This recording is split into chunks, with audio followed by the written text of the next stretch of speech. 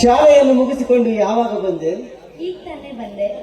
ನಿಮ್ಮ ಶಾಲೆಯಲ್ಲಿ ಪಾಠ ಪ್ರವಚನಗಳು ತುಂಬಾ ಚೆನ್ನಾಗಿ ನಡೀತವೆ ತಾನೆ? ಎಲ್ಲ ತುಂಬಾ ಚೆನ್ನಾಗಿ ನಡೀತಾ ಇದೆ. ನಮ್ಮ ಶಾಲೆಯಲ್ಲಿ ಟೀಚರು ತುಂಬಾ ಒಳ್ಳೆಯವರು. ಅಷ್ಟೇ ಯಾಕೆ ಮಕ್ಕಳು ನಾನು ಹೇಳಿಕೊಟ್ಟಿದ್ದ ಪಾಠನೆಲ್ಲ ಕಲಿತು ಪಾಠ ಮಾಡ್ಕೊಂಡು ಬರ್ತಾರೆ. ಅಂತೂ ಈ ಹಳ್ಳಿಯ ವಾತಾವರಣ ನಿಮಗೆ ತುಂಬಾ ಇಷ್ಟವಾದಂತೆ ಕಾಣುತ್ತದೆ. ಈ ಹಳ್ಳಿ ವಾತಾವರಣದಲ್ಲಿ ಈ ಊರಿನಲ್ಲಿ ನನ್ನ ಅವಧಿ ಮುಗಿಯುವವರೆಗೂ ನಿಮ್ಮ ಬಂದಿಯಾಗಿರಬೇಕನ್ನೋದಷ್ಟೇ ನನ್ನ ಆಸೆ. ಇದೇನು ಜ್ಯೋತಿ, ನೀನು ನಮ್ಮ ಊರಿಗೆ ಬಂದು 15 ದಿನ ಕೂಡ ಆಗಿಲ್ಲ, ಅದು ಈ ಊರಿನ ಮೇಲೆ ಎಷ್ಟೊಂದು ಅಭಿಮಾನ ನಿನಗೆ. ಹೌದು, ಈ ಊರು ಕರ್ನಾಟಕದ ಇತಿಹಾಸದಲ್ಲಿ ಒಂದು ಹಳ್ಳಿ. ಒರಗು ಅನ್ನೋ ಒಂದು ಊರು, ಸುಂದರವಾಗಿರೋ ಊರು. ನೋಡಿ, ಈ ಊರಿಗೆ ಬಂದು ಹೆಜ್ಜೆ ಇಟ್ಟ ತಕ್ಷಣವೇ ನನಗೆ ಅರ್ಥವಾಯ್ತು ಇಲ್ಲಿನ ಮನುಷ್ಯರು ತುಂಬಾ ಒಳ್ಳೆಯವರು ಅಂತ. ಹಂಗಾಗಿ ಅದಕ್ಕಿಂತ ಮಿಗಿಲಾಗಿ ನನ್ನ ಪ್ರೀತಿ ಮಾಡುವ ನೀವು ನನ್ನ ಕೈ ಹಿಡಿಯುವ ಪತಿದೇವರ ಜೊತೆಯಲ್ಲಿದ್ದಾರೆ ಅಲ್ವಾ, ನನಗೆ ಯಾಕೆ ಚಿಂತೆ? ನನ್ನ ಬಗ್ಗೆ ಅದೆಷ್ಟೋ ಆಶಾ ಭಾವನೆಯನ್ನು ಇಟ್ಟುಕೊಂಡಿದೆಯಲ್ಲ. ನನ್ನ ಸ್ಥಾನಕ್ಕಿಂತಲೂ ನೀನು ನನಗೆ ಬಹಳ ಸಂಗಾತಿಯಾಗುವೆಯಲ್ಲ, ಅದು ನಿಜಕ್ಕೂ ಶೋಭೆ ತರುವಂಥದ್ದು. ಹಾಲು ಬೆಳೆದಿಂಗಳು ಚೆಲ್ಲಿದ ಹುಣ್ಣಿಮೆಯ ಚಂದ್ರನಂತೆ ಸದಾ ನಿನ್ನ ಅಂಗಳದಲ್ಲಿ ನಗೆ ಚೆಲ್ಲುವ ನಿನ್ನನ್ನು ನೋಡಿದರೆ ಆ ಗಗನದಲ್ಲೇ ಪ್ರಯಾಣ ಮಾಡಿದಂತಾಗುತ್ತದೆ. ಜೋಡಿ ಹಕ್ಕಿಗಳ ಹಾಗೆ ನಾವಿಬ್ಬರು ಕಣ್ಣ ಮುಚ್ಚಾಲೆ ಆಡಿ ಹೆಚ್ಚು ಕಮ್ಮಿ ಆದರೆ ಈ ಜಗತ್ತಿಗೆ, ಈ ಸಮಾಜದ ಮುಂದೆ ಗುರಿಯಾಗಬಹುದಲ್ಲೇ? ಹಾಗಾಗದಂತೆ ನೋಡಿಕೊಳ್ಳಬೇಕು ಅಷ್ಟೇ ತಾನೆ. ನೋಡು ಜ್ಯೋತಿ, ಎಲ್ಲದಕ್ಕೂ ಕೂಡಿ ಬರುವ ಕಾಲ ಹೊಂದಿದೆ. ಮನುಷ್ಯನು ಇಲ್ಲದ ಹಾಸಗಳನ್ನು ಸೃಷ್ಟಿ ಮಾಡಿಕೊಂಡು ಮಾತನಾಡಬಹುದು, ಆದರೆ ಮಾತನಾಡಿದಾಗ ನಡೆಯುವುದು ಆ ಭಗವಂತನ ಕೈಯಲ್ಲಿದೆ. ರೈತನು ಈಗಲೇ ಬೀಜ ಬಿತ್ತಿ ಈಗಲೇ ಬೆಳೆ ಬೆಳೆಯಲು ಸಾಧ್ಯವೇ? ಅದಕ್ಕೆ ಅಂತ ಒಂದು ಸಮಯವಿರುತ್ತದೆ. ಆ ಜೊತೆ ನಮ್ಮಿಬ್ಬರ ಮದುವೆಯು ಕೂಡ ಇಂದಲ ನಾಳೆ ನಡೆಯುತ್ತದೆ. ಜ್ಯೋತಿ, ನೀನು ಶಾಲೆಯನ್ನು ಮುಗಿಸಿಕೊಂಡು ಬಹಳ ಹೊತ್ತಾಯಿತು. ಅಡಿಗೆ ಏನಾದರೂ ಮಾಡಿಕೊಂಡಿರುವೇ ಇಲ್ವಾ? ನಿಮ್ ಜೊತೆ ಮಾತಾಡ್ತಾನಿದ್ರೆ ಸಮಯ ಹೋಗಿದ್ದೆ ಗೊತ್ತಾಗಿಲ್ಲ ನೋಡಿ. ನಾನು ಅಡಿಗೆನೆ ಮಾಡಿಲ್ಲ. ಇವತ್ತು ನನ್ನ ಮೊದಲ ಸಂಬಳ ಆಯ್ತಲ್ವಾ, ನಾನು ನಿಮ್ಗೆ ತುಂಬಾ ಉಡುಗೊರೆ ತಂದಿದ್ದೀನಿ. ಅಷ್ಟೇ ಯಾಕೆ ದೇವಸ್ಥಾನಕ್ಕೆ ಹೋಗಿ ನಿಮ್ಮ ಹೆಸರಲ್ಲಿ ಅರ್ಚನೆ ಕೂಡ ಮಾಡಿಸ್ಕೊಂಡ್ ಬಂದಿದ್ದೀನಿ. ಇದೇನು ಜ್ಯೋತಿ, ಶ್ರಮಪಟ್ಟು ಸಂಪಾದಿಸಿದ ಹಣದಲ್ಲಿ ನನಗೆ ಉಡುಗೊರೆ ತಂದಿರುವುದ? ನಾನೇ ನಿನಗೇನಾದರೂ ಪ್ರೆಸೆಂಟೇಷನ್ ಮಾಡಬೇಕೆಂದಿದ್ದೆ. ಅಯ್ಯೋ, ನಿಮಗಿಂತ ಉಡುಗೊರೆ ಇನ್ಯಾವುದಿದೆ ಹೇಳಿ? ನಿಮಗಿಂತ ಮಿಗಿಲಾಗಿದ್ದು ಇನ್ಯಾವುದಿಲ್ಲ. ಸದಾಕಾಲ ನಿಮ್ಮ ಪಾದ ಸೇವೆ ಮಾಡಬೇಕೆನ್ನುವುದೇ ನನ್ನ ಆಸೆ. ನಾನೇ ನನ್ನ ಕೈಯಾರ ನಿಮಗೆ ಸ್ವೀಟ್ ತಿನ್ನಿಸ್ತೀನಿ.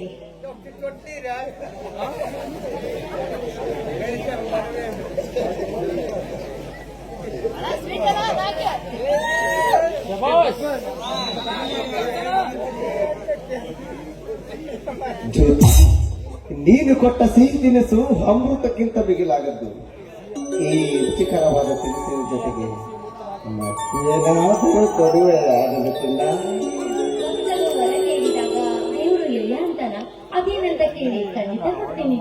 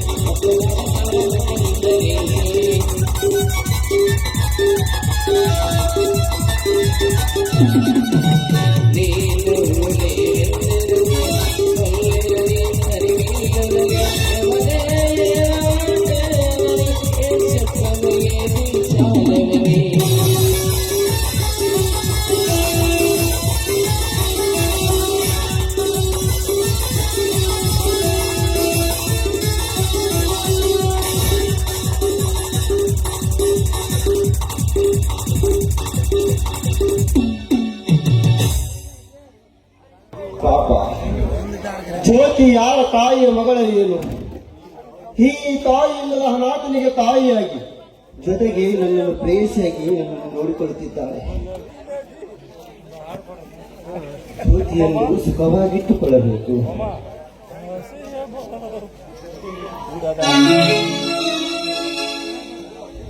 ಅಹೋ ನಿನಗೋಸ್ಕರವೇ ನಿರೀಕ್ಷಿಸುತ್ತೆ. ಅಂತೂ ಬಂದೆಯಲ್ಲ, ಸ್ನೇಹಿತ ಅಂದ ಮೇಲೆ ಬರುವುದಕ್ಕಾಗುತ್ತದೆ. ಅಪ್ಪ ಕಲ್ಪನಾ,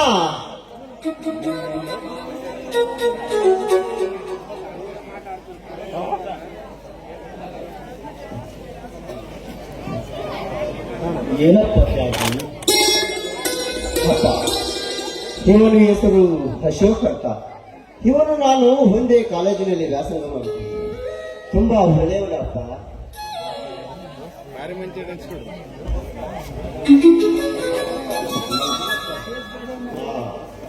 ನಮಸ್ಕಾರ ಕಣಪ್ಪ.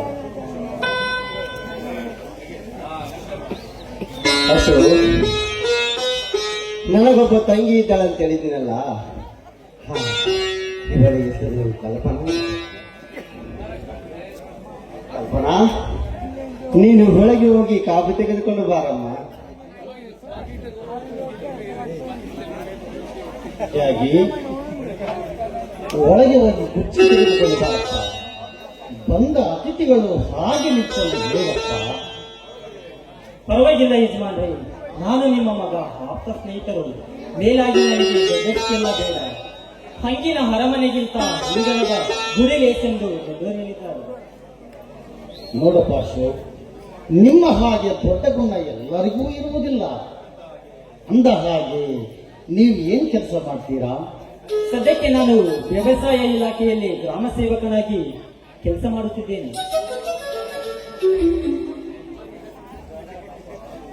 ಅಪ್ಪ, ಅದೇ ನಮ್ಮ ಊರಿನ ಪಕ್ಕದಲ್ಲಿ ಇಲ್ಲೇ ತೊಳಕಿನಲ್ಲಿ ಡ್ಯೂಟಿ. ನೋಡು ಅಶೋಕ್, ಬಹಳ ವರ್ಷದ ಮೇಲೆ ನೀನು ನಮ್ಮ ಮನೆಗೆ ಬಂದಿದೀಯಾ. ಈ ದಿನ ಇಲ್ಲೇ ಇದ್ದು ನಾಳೆ ಹೋಗೋ. ಹೌದು ಅಶೋಕ್, ಇನ್ನು ಇಲ್ಲೇ ಉಳಿದುಕೊಂಡು ನಾಳೆ ಹೋಗಪ್ಪ. ಕಲ್ಪನಾ, ನೀನು ಹೋಗಿ ಅಡಿಗೆಗೆ ರೆಡಿ ಮಾಡಮ್ಮ. ಕಾಫಿ ಈಗ ಬಂದು ಅಡಿಗೆ ಕಾಫಿ ಕುಡೀರಿ. ಇಲ್ಲಮ್ಮ, ನಾನು ಕುಡಿಯಲ್ಲ.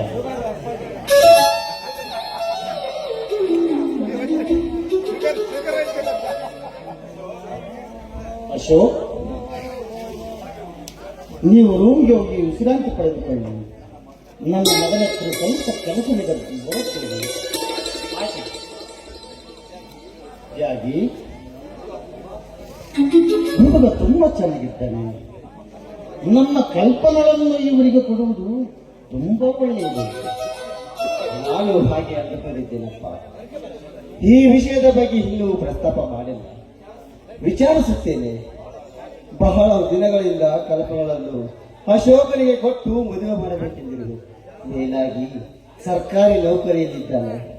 ನಮ್ಮ ಕಲ್ಪನಾ ಸುಖವಾಗಿದ್ದಾಳಪ್ಪ.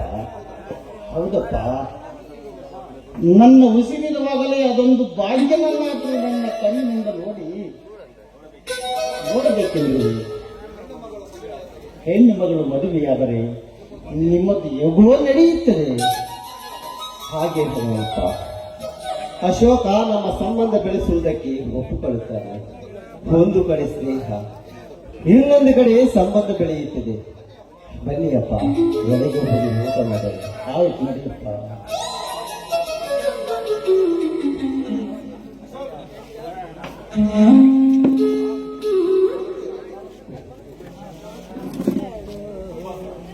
ಮತ್ತೆ ನೀವು ಯಾವಾಗ ಬರ್ತೀರಾ? ಇಲ್ಲೇ ಇದ್ದೀನಿ ನೋಡಿ, ವಾರಕ್ಕೊಂದು ಸರಿ ಆದರೂ ಬಂದು ಹೋಗುತ್ತೇನೆ. ತುಂಬಾ ಸಂತೋಷ. ತ್ಯಾಗಿ, ನಾನು ಹೊರದ ಕಡೆ ಹೋಗ್ತೀನಿ. ಆಯ್ತಪ್ಪ, ನೀವು ಹೋಗಿ ಬನ್ನಿ. ಅಶೋಕ್, ನೀನು ನನ್ನ ಸ್ನೇಹಿತ. ಆದರೂ ಈ ಸಂದರ್ಭದಲ್ಲಿ ನಿನ್ನ ಹತ್ತಿರ ಒಂದು ವಿಷಯದ ಬಗ್ಗೆ ಮಾತಾಡಬೇಕು. ಯಾಕೆ ಮಾತನಾಡಲು ಬಾಯಿಯೇ ಬರ್ತಾ ಇಲ್ಲ ಕಣೋ. ಅದೇನು ಸಂಕೋಚವಿಲ್ಲದೆ ಹೇಳು. ಅದು ಅದು ಹೇ ತ್ಯಾಗಿ, ಒಬ್ಬ ಸ್ನೇಹಿತನ ಹತ್ರ ಹೇಳುವುದಕ್ಕೆ ಸಂಕೋಚವೇ? ನೀನು ನನ್ನ ತಂಗಿ ಕಲ್ಪನಾಳನ್ನು ಮದುವೆ ಆಗ್ಬೇಕು ಅಷ್ಟೇ ತಾನೇ. ಇದೇ ತಾನೇ ನೀನು ಹೇಳುವ ವಿಚಾರ. ನಿನ್ನ ತಂಗಿಯನ್ನು ಹೃದಯ ಪೂರ್ವಕವಾಗಿ ಮದುವೆ ಆಗಲು ನನಗೆ ಸಂಪೂರ್ಣ ಒಪ್ಪಿಗೆ ಇದೆ. ಅಶೋಕ್ ಅಶೋಕ್ ಅಶೋಕ್, ನನ್ನ ಮುಚ್ಚು ಮರೆ ಇಲ್ಲದೆ ನನ್ನ ಮನಸ್ಸಿನಲ್ಲಿರುವ ಮಾತನ್ನು ಬಿಚ್ಚಿ ಹೇಳಿದೆಯಲ್ಲ. ಹೇ, ಈ ಸಂದರ್ಭದಲ್ಲಿ ನಿನಗೆ ಏನು ಬೇಕು ಕೇಳು, ಏನು ಬೇಕಾದರೂ ಕೊಡುತ್ತೇನೆ. ಏನು ಕೊಡುವುದು ಬೇಡ, ಸದ್ಯಕ್ಕೆ ನಿನ್ನ ತಂಗಿಯನ್ನು ದಾರೆ ಎಳೆದುಕೊಡು, ಅಷ್ಟು ಸಾಕು. ನಾನಿಂದು ಬರುತ್ತೇನೆ. ಇನ್ನ ಉಳಿದ ವಿಷಯ ನಂತರ ಮಾತನಾಡೋಣ. ಆಯ್ತು ಕಡೆ. ಅಂತೂ ನನ್ನ ಮನಸ್ಸಿನಲ್ಲಿರುವುದನ್ನು ಸಂತೋಷ ಒಪ್ಪಿಕೊಂಡು ನನ್ನ ತಂಗಿ ಕಲ್ಪನಾಳನ್ನು ಕೈ ಹಿಡಿಯಲು ಒಪ್ಪಿಕೊಂಡ.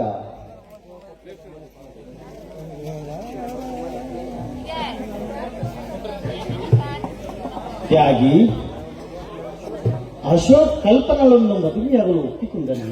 ಹೌದಪ್ಪ, ನಾನು ಕೇಳುವುದಕ್ಕಿಂತ ಮುಂಚೆಯೇ ಒಪ್ಪಿಕೊಂಡ. ಇಂದು ನನ್ನ ಮನಸ್ಸಿಗೆ ಹಾಲು ಕುಡಿದಷ್ಟು ಸಂತೋಷವಾಯಿತಪ್ಪ. ಅವರು ನಮ್ಮ ಮನೆಗೆ ಹಳ್ಳಿ ಮಾತ್ರ ಅಲ್ಲ, ದೇವರ ಸಮನಪ್ಪ. ತ್ಯಾಗಿ, ನಾನು ಮೊದಲು ದೇವಸ್ಥಾನಕ್ಕೆ ಹೋಗಿ ಅರ್ಚನೆ ಮಾಡಿಸಿಕೊಂಡು ಬರುತ್ತೇನೆ. ಆಯ್ತಪ್ಪ. ಅಶೋಕ ನನ್ನ ಭಾಗಕ್ಕೆ ಸ್ನೇಹಿತ ಮಾತ್ರವಲ್ಲ, ನನ್ನ ಭಾಗಕ್ಕೆ ದೇವರಿದ್ದಾನೆ. ಮೊದಲು ಈ ವಿಷಯವನ್ನು ನನ್ನ ತಂಗಿಗೆ ಹೇಳಬೇಕು.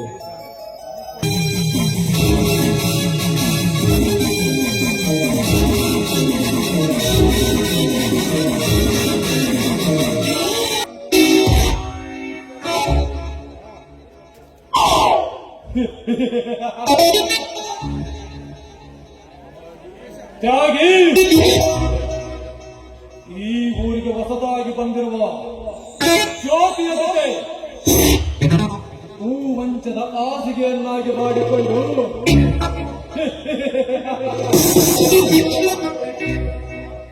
ಅವಳ ಬಾಹು ಬಂಧನ ಜೊತೆ ಪ್ರೇಮದ ಹೊಳೆಯಲ್ಲಿ ಹೀಜಾಡುವ ವೇಳೆಗೆ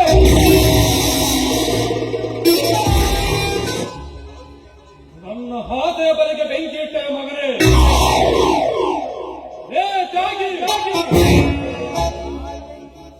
ಈಗ ನಿನ್ನ ಸ್ನೇಹಿತ ಅಶೋಕನಿಗೆ ಕಪ್ಪಿನಂತ ಬೆಳೆದಿರುವ ನಿನ್ನ ತಂಗಿಯನ್ನು ಮದುವೆ ಮಾಡಲು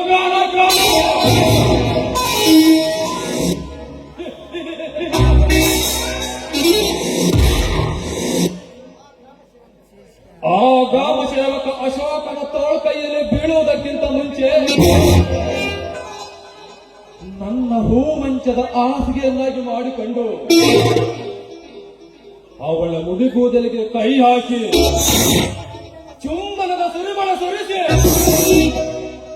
ಪವಿತ್ರವಾದ ಹಾಲಿಗೆ ಒಂದು ತೊಟ್ಟು ಅಥವಾ ವಿಷ ಹುಳಿ ಹಿಂಡಲೇಬೇಕು.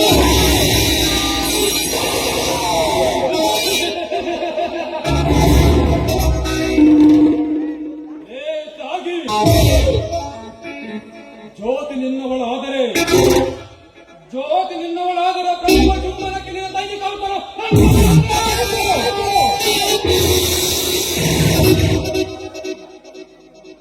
ಈಗ ನನ್ನ ಮುಂದಿನ ಪ್ರಯಾಣ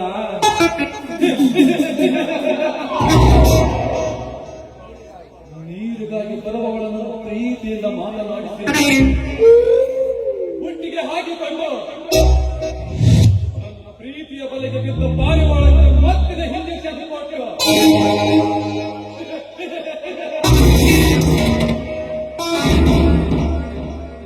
ಪ್ರಾಯೋಗಿಕ ಕೆಲಸವನ್ನು ಮುಗಿಸಿಕೊಂಡು ನಂತರ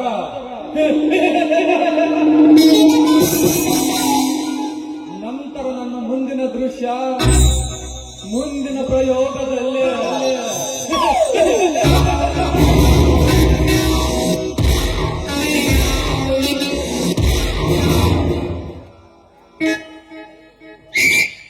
ಕಲ್ಪನಾ ನೀರಿಗೆ ಬಂದಿರುವಯ? ಹೌದು ಸಾಮ್ರಾಟ್, ಆದ್ರೆ ತಾವು ಈ ದಾರಿಯಲ್ಲಿ ಏಕಾಂಗಿಯರಿಗೆ ಇರಲು ಕಾರಣವೇನು? ಏಕಾಂಗಿಯಾಗಿರದೆ ಮತ್ತಿನ್ನೇನು ಕಲ್ಪನಾ? ವಸಂತ ಮಾಸದಲ್ಲಿ ನಾವು ಚಿಗುರಿದ ಹಸಿರೆಲೆಗಳು ನಗುತ್ತಿರುವ ಹಾಗೆ ಈ ವಯಸ್ಸು ತೊಂಬರಿಯಾಗಿ ಹರಿಯುತ್ತದೆ. ಆಸೆಗಳ ತಲೆಮಾರುಗಳನ್ನಾಗಿ ಮಾಡಿಕೊಂಡು ಹೂ ಬಳ್ಳಿ ಬಾಡದಿರಲು ದಿನನಿತ್ಯವೂ ಅದಕ್ಕೆ ನೀರೆರೆಯಬೇಕು. ಈ ಬಾಡಿದ ಬಳ್ಳಿಗೆ ಕಲ್ಪನಾ. ನೋಡಿ, ತಾವು ಈ ಊರಿಗೆ ಆಗರ್ಭ ಶ್ರೀಮಂತರು ಅಂದಾಗ ತಮ್ಮ ಮಾತಿಗಾಗಿ ಕಿವಿಗೊಟ್ಟು ಸಾಲಾಗಿ ನಿಲ್ಲುವ ಜನ ಬಾಡಿದ ಬಳ್ಳಿಗೆ ನೀರೆರೆಯುವುದಿಲ್ಲ ಅಂತ ಹೇಳ್ತಾ ಇದ್ದೀರಾ? ಇರಬಹುದು ಕಲ್ಪನಾ. ಹಣ, ಆಸ್ತಿ, ಅಂತಸ್ತಿ, ತಕ್ಷಣ ಪ್ರಜೆಗಳನ್ನು ತನ್ನ ಹಿತಶಕ್ತಿಗೆ ಬಳಸಿಕೊಳ್ಳಬಾರದು. ಈ ಕೋಟಾಧಿಪತಿ ಯಾವುದನ್ನು ತಾನು ಬಯಸುತ್ತಾನೆ ನೀನೇ ಹೇಳು ಕಲ್ಪನಾ. ಅಂದ್ರೆ ತಮ್ಮ ಹಿತಾಸಕ್ತಿಯಾದ್ರೂ ಯಾವುದು ಅಂತ ಕೇಳಬಹುದಾ? ಕಲ್ಪನಾ, ನೀನು 3 ಜನ ಅಣ್ಣಂದರ ಮಧ್ಯೆ ಬೆಳೆದಿರುವ ತಾವರೆ ಹೂವು. ನಿಜ ಸಾಮ್ರಾಟ್. ಈ ತಾವರೆ ಹೂವು ಯಾವಾಗಲೂ ನಗುತ್ತಿರಬೇಕೆನ್ನುವುದೇ ನನ್ನ ಬಯಕೆ. ಹೌದು ಸಾಮ್ರಾಟ್, ನಾನು ತಾವರೆ ಹೂವು ಅಂದಾಗ ನನ್ನ ಜೀವನ ಬಾಳು ಬೆಳಗುವ ಆನಂದದ ಜ್ಯೋತಿಯಾಗಬೇಕೇ ವಿನಃ ಗಾಳಿಗೊಡ್ಡಿ ಆರಿ ಹೋಗಿ ತನ್ನ ಬಾಳನ್ನ ಹಾಳು ಮಾಡುವ ದೀಪವಾಗಬಾರ್ದಲ್ಲ. ಅಷ್ಟೇ ಅಲ್ಲ ನೋಡಿ, ಈ ಪ್ರಪಂಚದಲ್ಲಿ ಮಾನವನ ಸೃಷ್ಟಿ ಎನ್ನುವುದು ಬಹಳ ಅದ್ಭುತವಾಗಿರುವುದು. ಅಂಥದ್ರಲ್ಲಿ ಸ್ವಲ್ಪ ದಿನಗಳ ಕಾಲ ಸುಖವಾಗಿರಬೇಕೆನ್ನುವುದೇ ನನ್ನ ಮನೋಭಾವನೆ.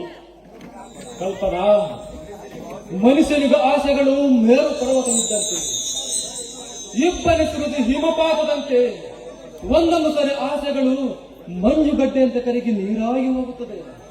ನೋಡು ಕಲ್ಪನಾ, ಅದಕ್ಕೆ ಯೌವನವಿರುವ ಈ ದಿನಗಳನ್ನು ಬಳಸಿಕೊಳ್ಳಬೇಕು ಕಲ್ಪನಾ. ಅಂದ್ರೆ ತಮ್ಮ ಮಾತಿನ ದ್ವಂದ್ವಾರ್ಥ ಏನು ಅಂತ ಸ್ವಲ್ಪ ಬಿಡಿಸಿ ಹೇಳ್ತೀರಾ? ಹೇಳುವೆ ಕಲ್ಪನಾ, ಹೇಳುವೆ. ಆದರೆ ಹೇಳುವ ಮೊದಲು ನಿನ್ನ ಮಾತಿಗೆ ಏನಾದ್ರೂ ಅಡಚಣೆ ಅಂತ ಮಾಡುತ್ತದೆಯೋ ಏನೋ? ಪರವಾಗಿಲ್ಲ, ಅದೇನು ಅಂತ ಹೇಳಿ ಸಾಮ್ರಾಟ್. ನನ್ನ ಮನಸ್ಸಿಗೆ ಹಿತ ಅಂತ ಅನಿಸಿದ್ರೆ ಅದರಲ್ಲಿ ಯಾವ ಅಡಚಣೆಯ ಅವಶ್ಯಕತೆಯೂ ಇಲ್ಲವಲ್ಲ.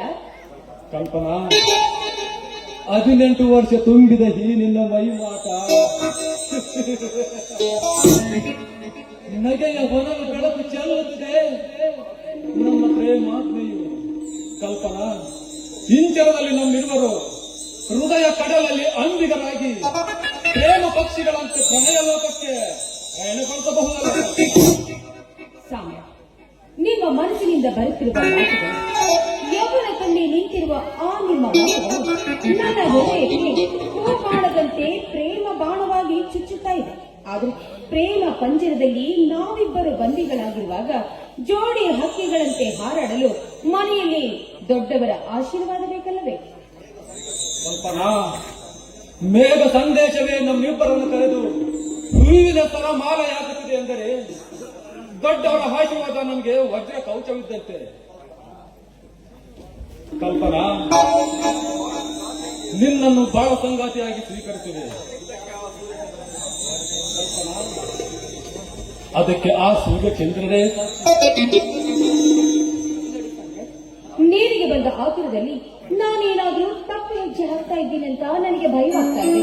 ನೋಡಿ ಬಂದ್ರೆ ಈ ವಿಷಯ ನನ್ನ ಅಣ್ಣನಿಗೆ ಏನಾದ್ರೂ ಗೊತ್ತಾದ್ರೆ ಖಂಡಿತವಾಗಿಯೂ ನನ್ನನ್ನು ಅವನು ಜೀವಂತವಾಗಿ ಉಳಿಸುವುದಿಲ್ಲ ಸಾಮ್ರಾಟ್. ಹಸಿಮಣೆ ಮೇಲೆ ಕುಳಿತು ನಿನಗೆ ಮಾಂಗಲ್ಯ ಚಿನ್ನ. ಆದ್ರೆ ನೀವೇನೇ ಹೇಳಿ ನನಗಂತೂ ತುಂಬಾ ಭಯವಾಗ್ತಾ ಇದೆ. ಹೆದರಬೇಡ ಚಿನ್ನ, ನಾನಿದ್ದೀನಿ.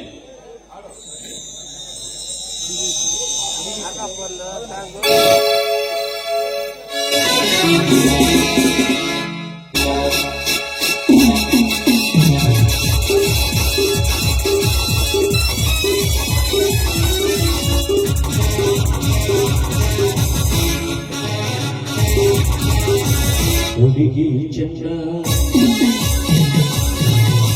ಹುಡುಗನು ಚಂದ್ರ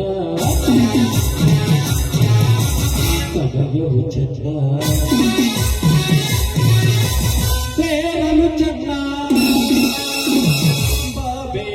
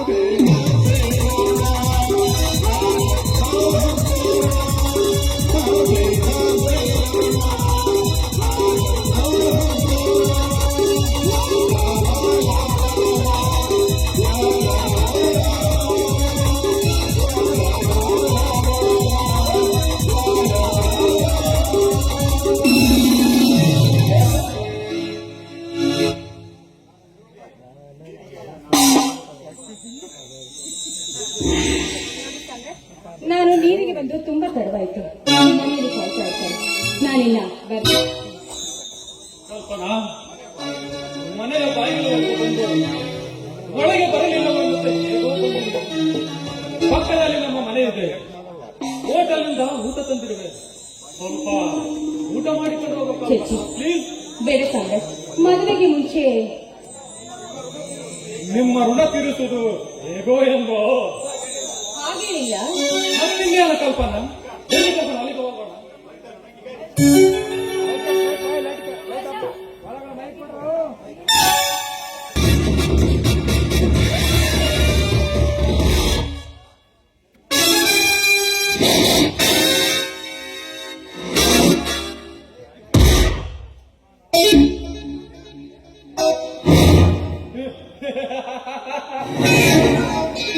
ಲೇಟಾಗಿ ನಿನ್ನ ತಂಗಿಯ ಬಾಳು ನಾಯಿಗಿಂತ ಕಡೆ ಆಯಿತು. ಇಂದು ನನ್ನ ಮನಸ್ಸಿಗೆ ಆನಂದ, ಪರಮಾನಂದ.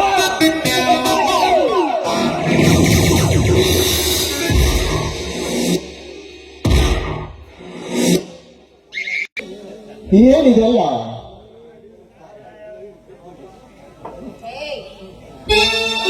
ಯಾರೋ ನೀನು? ನೀನ್ ಯಾಕೆ ಇಲ್ಲಿ ಬಂದೆ? ಕಲ್ಪನಾ, ಯಾಕೆ ಈ ರೀತಿ ಮಾತಾಡ್ತಾ ಇದೀಯ? ನಿನ್ನ ವರ್ತನೆ ಬದಲಾಗಿದೆಯಲ್ಲಮ್ಮ.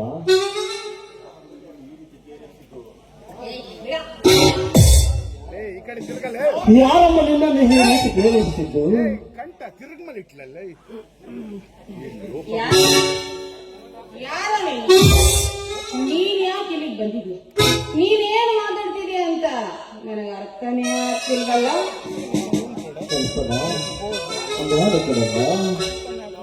ಯಾರು ನನಗೆ ಪೂರ್ತಿಯಾಗಿ ತಲೆ ಕೆಡಿಸಿ ನಿನ್ನ ಮನಸ್ಸು ಹೃದಯಕ್ಕೆ ಬೆಂಕಿಚ್ಚಿದ್ರಲ್ಲಮ್ಮ. ಅದನ್ನೆಲ್ಲ ಕೇಳೋದಕ್ಕೆ ನೀನ್ ಯಾರೋ? ನಾನು ಕಣಮ್ಮ, ನಿಮ್ಮ ಅಣ್ಣ ತ್ಯಾಗಿ. ನೀನು ತ್ಯಾಗಿನ? ಯಾವ ತ್ಯಾಗಿನೂ ಇಲ್ಲ, ಭೋಗಿನೂ ಇಲ್ಲ. ನೋಡು, ನನಗೆ ತಂದೆ ತಾಯಿ ಯಾರು ಇಲ್ಲ. ಯಾರು ಇಲ್ಲ ನನಗೆ. ಕಲ್ಪನಾ, ಈ ರೀತಿ ಲಜ್ಜೆಗೆಟ್ಟು ಕುಡಿದು ಬೀದಿಯಲ್ಲಿ ವರ್ತಿಸಲು ನಾಚಿಕೆ ಆಗುವುದಿಲ್ಲವೇ? ದೊಡ್ಡ ವಂಶಸ್ಥರ ಮನೆಯ ಮಗಳಾಗಿ ನೀನು ನಮ್ಮ ಮನೆತನದ ಘನತೆ ಗೌರವ ಕಾಪಾಡುವ ಬದಲು ನಮ್ಮ ಮನೆತನವನ್ನು ಬೀದಿಗಳಿವೆಯಾ?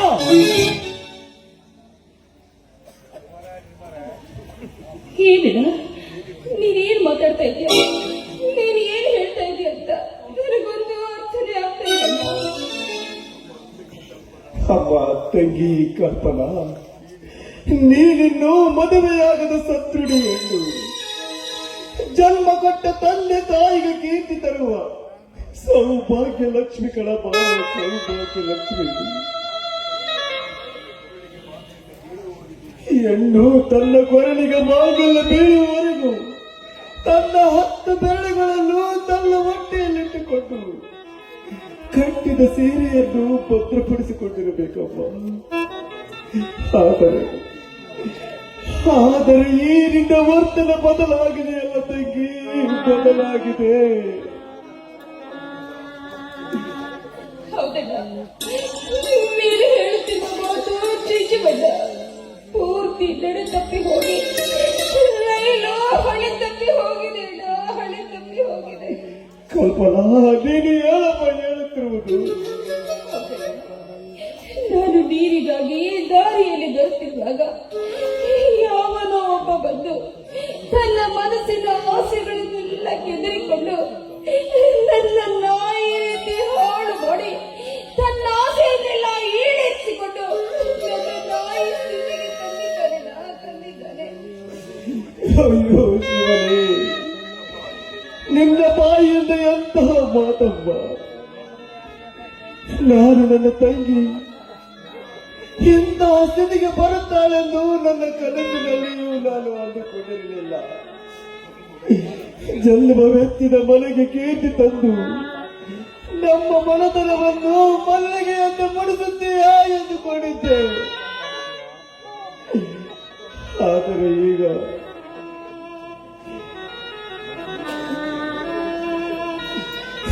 ನನಗಿಂತ ಮುಂಚೆ ಕಾಲು ಜಾರಿ ಬಿದ್ದೆಯಲ್ಲಮ್ಮ ಕಲ್ಪನಾ. ನಿನ್ನನ್ನು ಈ ಸ್ಥಿತಿಗೆ ತಂದು ನರಹಂತಕ ಯಾರು ಹೇಳಮ್ಮ. ಈಗಲೇ ಹೋಗಿ ಅವನನ್ನು ತುಂಡುಗಂಡಾಗಿ ಕತ್ತರಿಸಿ ಬರ್ತೇನೆ. ಇಲ್ಲ, ಇಲ್ಲ. ಅವನು ಯಾರು ಅಂತ ನನಗೆ ಜ್ಞಾಪಕನೇ ಬರ್ತಾ ಇಲ್ಲ. ದೇವ ಪರಮಾತ್ಮ, ಮುತ್ತು ಕಳೆದರೆ ಸಿಕ್ಕಿತು, ಒತ್ತು ಕಳೆದರೆ ಸಿಕ್ಕಿದೆ ಎಂಬತ್ತಾಯಿತಲ್ಲ ಈ ನಿನ್ನ ಬಾಳು. ಶೀಲವಿಲ್ಲದ ಹೆಣ್ಣು, ಚಿಲಕವಿಲ್ಲದ ಬಾಗಿಲಿದ್ದಂತಾಯಿತಲ್ಲ ಈ ನಿನ್ನ ಬಾಳು. ಕಲ್ಪನಾ, ಮುಂದೆ ನಿನ್ನ ಸ್ಥಿತಿ ಹೇಗಮ್ಮ? ಇರೋ ಒಬ್ಬ ತಂಗಿಯನ್ನು ವಿಜೃಂಭಣೆಯಿಂದ ಮದುವೆ ಮಾಡಿ ಅಂಬಾರಿ ಮೇಲೆ ಕೂರಿಸಿ ಮೆರವಣಿಗೆ ಮಾಡಬೇಕೆಂದಿದ್ದೀರಿ. ಆದರೆ ಹಾವಿದಿ ಹಟ್ಟಗೋಲು ಹಾಕಿದ. ಕಲ್ಪನಾ,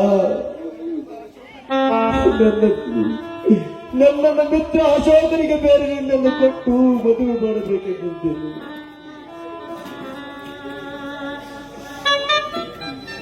ಈ ವಿಷಯವೇನಾದರೂ ಅಶೋಕನಿಗೆ ಗೊತ್ತಾದರೂ ನನ್ನ ಸ್ನೇಹಿತರ ತಂಗಿಯ ಬಾಳು ಹೀಗಾಯಿತೆಂದು ನನಗೆ ಮುಖವಾದರೆ ಹೇಗೆ ತೋರಿಸುತ್ತಾನಪ್ಪ, ನನಗೆ ಮುಖವಾದರೆ ಹೇಗೆ ತೋರಿಸುತ್ತಾನೆ.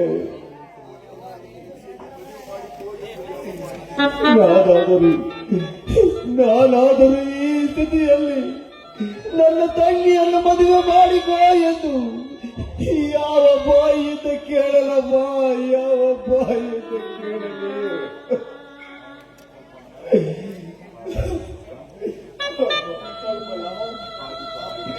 ಆದಿತ್ತು ಆಯಿತು, ಇಲ್ಲೇ ಇದ್ದರೆ ಯಾರಾದರೂ ನೋಡುತ್ತಾರೆ.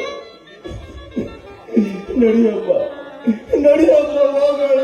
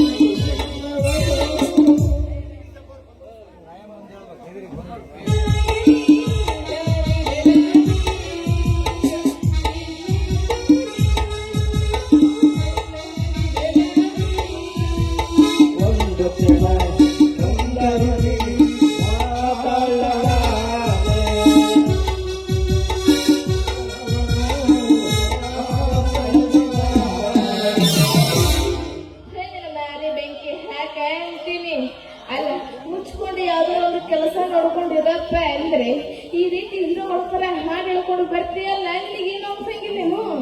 ಮತ್ತೇನ್ ಮಾಡ್ಲಿ ಉಮಾಶ್ರೀ, ನಮ್ಮೂರಿಗೆ ನೀನ್ ಯಾವಾಗ ಬಂದೆಯೋ ಅವಾಗ್ಲಿಂದ ನಮ್ಮೂರಿನ ಹುಡುಗರೆಲ್ಲ ಕೆಟ್ಟು ಕೊಳತು ಬದಲಾಗಿದ್ದಾರೆ. ಇನ್ನೂ ನಿನ್ನ ಸವಾಸ ಮಾಡಿಕೊಂಡು ನಾನು ತಿಪ್ಪೆಗಳ ಕಸ ಕಡ್ಡಿ ಪೇಪರ್ ಆಯ್ಕೊಂಡು ನನಗಿರ್ತೀನಿ ನೋಡ್ಲೆ. ಬಿಡಪ್ಪ, ನೀ ನನ್ನ ಗಂಟು ಬಿದ್ದಿದ್ದಕ್ಕ ಅಷ್ಟೊಂದು ಪುಣ್ಯದ ಕೆಲಸ ಮಾಡಕ್ ಎಲ್ಲ ದೇವ್ರನ್ನ ಒಳ್ಳೇದು ಮಾಡ್ಲಿ. ನೀನ ನಂಬ್ಕೊಂಡು ನಾನು ಕೆಟ್ಟನಲ್ಲೋ ಅಂತೀನಿ. ನಾನಿನ್ನು ಮುಟ್ಕೊಂಡೇ ಇಲ್ಲ, ಇನ್ನು ಕೆಟ್ಟಿದ್ದಲ್ಲಿಂದ ಬಂತು. ಇನ್ಮೇಲಾದ್ರೆ ಕೆಡಬೇಕಾಗುತ್ತೆ. ಆಂಧ್ರನ ಕೆಲ್ಸಬೇಕಂತ ಅದು ಏನೇನು ನೋಡಪ್ಪ, ಪುಟ್ಲಿಂಗ ನೀನ್ ಏನೇ ಹೇಳು, ನಾನು ಕೆಲಸ ಹಾಕಿ ಅಲ್ಲ ಸಮಯಕ್ಕೆ ಸರಿಯಾಗಿ ತಗೊಂಡು ನಾನೇನ್ ಮಾಡ್ಲಿ? ಸಮಯಕ್ಕೆ ಸರಿಯಾಗಂದ್ರೆ ಏನು? ಮತ್ತೆ ನೀನು ನನಗೆ ಬೇಕಾದಾಗ ಸರಿಯಾಗಿ ಸಿಗೋಲ್ವಲ್ಲ, ಅದಕ್ಕೆ. ಇದೇನಪ್ಪ ಈ ಹುಡುಗಿ ಸವಾಸ? ಅಮ್ಮಮ್ಮ, ನಿನ್ ಸವಾಸ ಮಾಡ್ಕೊಂಡ್ರೆ ನನಗೆ ಮೈಯಾಗ ಹೆಂಗೋ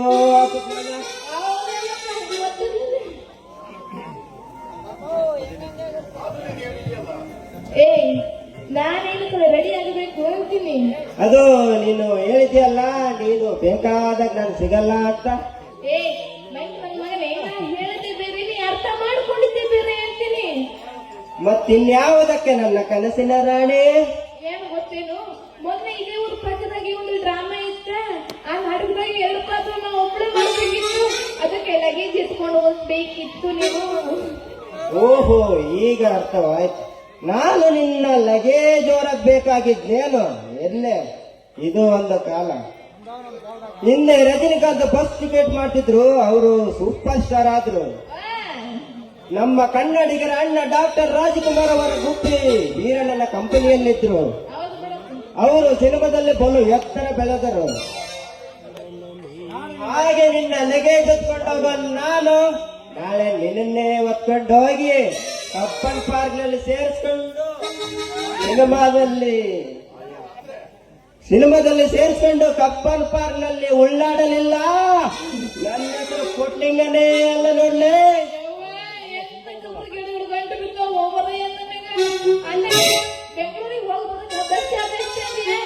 ಮಾಡ್ಕೊಂಡೇ ಇರ್ತೀನ. ಗೋವಲ್ಲಿ ನಿಂತಿದ್ದು ನೋಡ್ ನಮ್ಮ ಬೋರಣ್ಣ. ಆ ಬೋರಣ್ಣ ನಿಂತಿಲ್ಲ ಅಲ್ಲಿ. ನಮ್ಮ ಬೋರಣ್ಣ ನಿಂತಿದ್ದು ನೋಡಲ್ಲ. ಅದೇ ನಿಮ್ಮಣ್ಣ, ಅದೇ ನಿಮ್ಮಣ್ಣ ನಿಂತಿದ್ದ. ಆ ಹುಡುಗನ್ನ ಎತ್ಕೋ ಅಂತ ಕೊಟ್ಟಿದ್ರು. ಆ ಹುಡುಗನ ಸೊಂಟದಾಗ ಬಳ್ಳಿ ಹುಡ್ದಾರ ಇತ್ತು. ಯಾರಿಗೂ ಕಾಣದಂಗೆ ಬಿಚ್ಕೊಂಡು ಮಾರಿಕೊಂಡು 250 ರೂಪಾಯಿ ಬಂತು. ನಮ್ಮಿಬ್ಬರಿಗೆ ಮಾತಾಡತ್ತಲ್ಲ. ಬೆಂಕಿ ಹಾಕ 250 ರೂಪಾಯಿ ಖಾಲಿ ಆದ ಮೇಲೆ ಏನ್ ಮಾಡ್ತೀಯ? ಅದೇ ಚರಂಡ್ಯಾಗ ಹೋಗೋ ನೀರು ಕುಡಿದು ಸೆಂಟ್ರಲ್ ಜೈಲ್ ಮುಂದೆ ಬೆಚ್ಚಿಗೆ ಮಲಗಂಡು ನಡೆ. ಅಯ್ಯೋ, ಎಂತ ನನ್ನ ಮಕ್ಕಳು ಗಂಟು ಬಿದ್ರು. ಈಗ ಏನಾಗುತ್ತೋ ಏನೋ, ಸರಿ ನಡೆಯಪ್ಪ ಹೋಗೋಣ.